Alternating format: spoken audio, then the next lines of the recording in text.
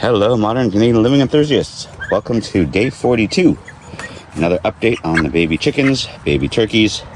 No longer little babies, although we still think of them that way.